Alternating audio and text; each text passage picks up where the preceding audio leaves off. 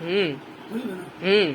নমস্কার বন্ধুরা, baby kids ফ্যাশনের তরফ থেকে নিয়ে এসেছি সামারের কিছু হিট কালেকশন। এই কালেকশনটা আমি পেয়ে যাবেন আপনারা 2 বছর থেকে নিয়ে আমাদের মেন্সের অবধি।